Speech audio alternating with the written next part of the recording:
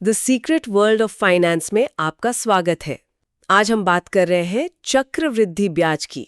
सुना है Albert Einstein ने इसे दुनिया का 8वां अजूबा कहा था। हाँ, बिल्कुल।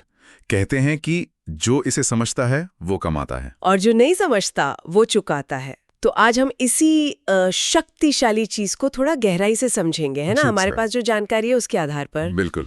आसान शब्दों में कहें तो ये ब्याज पर ब्याज कमाने जैसा है। अच्छा। एक कहानी सुनी थी मैंने, हाथी वाली, हाँ, कौन सी? कि कैसे बचपन में हाथी को एक पतली सी जंजीर से बांधते हैं। वो कोशिश करता है पर तोड़ नहीं पाता, और फिर बड़ा ताकतवर होने के बाद भी वो मान लेता है कि ये जंजीर उससे कभी नहीं टूटेगी। अच्छा, मतलब एक मानसिक ब्लॉक बन जाता है। हाँ बिल्कुल। और कई लोग ना निवेश को लेकर भी कुछ ऐसी ही सोच बना लेते हैं कि अरे हमसे नहीं होगा, हम अमीर नहीं बन सकते। सही बात है। लेकिन चक्रवृद्धि ब्याज इसी सोच को बदल सकता है। ये सिर्फ आपकी शुरुआती पैसे मतलब मूलधन पर ब्याज नहीं देता, बल्कि जो ब्याज जमा हुआ है ना, उस पर भी ब्याज मिलता है। वॉरेन बफे इसे स्नोबॉल इफेक्ट कहते हैं। स्नोबॉल, जैसे बर्फ का गोला। हाँ, जैसे छोटा सा गोला जब पहाड़ी से लुढ़कता है तो वो धीरे धीरे बर्फ जमा करता जाता है और बड़ा होता जाता है, और तेज भी। बिल्कुल। पैसा भी ऐसे ही बढ़ता है। शुरुआत में शायद धीमा लगे पर फिर रफ्तार पकड़ लेता है। अच्छा, तो इसका कुछ गणित भी है? मतलब कैसे काम करता है ये? हाँ, है तो। एक फॉर्मूला है, A=P 1 + RN, और इस पूरे की पावर NT। अब इसमें P है आपका शुरुआती पैसा, ठीक है। R हो गई ब्याज की दर, N मतलब साल में कितनी बार ब्याज जोड़ा जा रहा है, सालाना, अच्छा माही, तिमाही। अच्छा, वो भी जरूरी है। हाँ, बहुत। और T मतलब कितने समय के लिए निवेश किया है। सबसे बड़ा खेल इसी T यानी समय का है, क्योंकि ये पावर में है ना। हाँ, मतलब घात में। एग्जैक्टली। इसीलिए पैसा सीधा सीधा नहीं बढ़ता, बल्कि तेजी से, मतलब एक्सपोनेंशियली बढ़ता है। एक्सपोनेंशियली? जैसे कोई उदाहरण है? हाँ, मान लीजिए आपने 10,000 रुपए लगाए 5% ब्याज पर 30 साल के लिए। ठीक है। अगर साधारण ब्याज हो तो वो बनेंगे सिर्फ 25,000 रुपए। ओके। लेकिन अगर चक्रवृद्धि ब्याज हो तो वही रकम 43,000 रुपए से भी ज्यादा हो जाएगी। अरे वाह, ये तो काफी बड़ा अंतर है ना। हाँ। और इस रफ्तार का कुछ अंदाजा लगाने का कोई आसान तरीका है, जैसे जल्दी से पता चल जाए? हाँ, एक बहुत मशहूर नियम है, रूल ऑफ 72, यानी 72 का नियम। 72 का नियम, वो क्या है? बहुत आसान है। आपको बस 72 को अपनी सालाना ब्याज दर से भाग देना है। अच्छा, उससे क्या पता चलेगा? उससे आपको अंदाजा लग जाएगा कि आपका पैसा डबल होने में, मतलब दुगना होने में लगभग कितने साल लगेंगे। जैसे मान लीजिए ब्याज दर 6% है, तो 72 को 6 से भाग दिया, कितना आया? 12। हाँ, तो मतलब लगभग 12 साल में पैसा डबल। अगर दर 8% है तो 72/8, 9 साल। और इन्हें 12% है तो सिर्फ 6 साल। अरे वाह। हाँ, तो इससे ये भी पता चलता है कि ब्याज दर में थोड़ा सा भी फर्क लंबे समय में कितना बड़ा असर डाल सकता है। सही बात है। पर आपने वो भी कहा था कि ब्याज कितनी बार जुड़ता है वो भी मायने रखता है। हाँ, बिल्कुल। फ्रीक्वेंसी ऑफ कंपाउंडिंग, मतलब ब्याज सालाना जुड़ रहा है या छमाही या तिमाही या रोजाना। रोजाना भी जुड़ता है? हाँ, कुछ मामलों में। और जितनी ज्यादा बार जुड़ेगा पैसा उतनी तेजी से बढ़ेगा। अच्छा, कितना फर्क पड़ जाता है? उदाहरण लेते हैं, वही 10,000 रुपए 8% दर पर 20 साल के लिए। ठीक।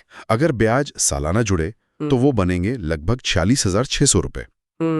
लेकिन अगर ब्याज रोजाना जुड़े तो वो बनेंगे लगभग 49,500 रुपए। ओह, ये तो करीब 3,000 रुपए का फर्क हो गया। हाँ, सिर्फ ब्याज जुड़ने की फ्रीक्वेंसी से। लेकिन इन सबसे बढ़कर शायद समय है ना? बिल्कुल, समय सबसे शक्तिशाली फैक्टर है। एक कहानी है ना, सारा और माइक की। हाँ, बताइए। सारा ने 20 साल की उम्र में हर महीने मान लीजिए $500 निवेश करना शुरू किया, और माइक ने वही काम 30 की उम्र में शुरू किया। 10 साल बाद? हाँ, 10 साल बाद। दोनों को मान ले 8% सालाना रिटर्न मिला। तो जब वो 65 साल के होंगे तो सारा के पास माइक से करीब $1.5 मिलियन ज्यादा होंगे। $1.5 मिलियन सिर्फ 10 साल देर से शुरू करने की वजह से। हाँ, सोचिए इंतजार कितना महंगा पड़ सकता है। कहते भी है ना कि पहला करोड़ बनने में सालों लगते हैं, पर अगला करोड़ बहुत जल्दी आ जाता है। बिल्कुल सही। और देखिए ना, वॉरेन बफे खुद इसका सबसे बड़ा उदाहरण है। हाँ, उनकी तो बात ही अलग है।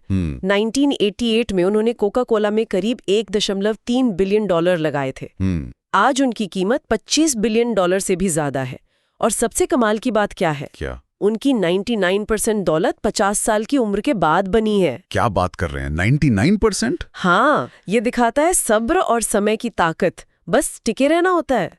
हाँ, कोई अनवर नाम के निवेशक थे, किसी सतीश शाह के क्लाइंट।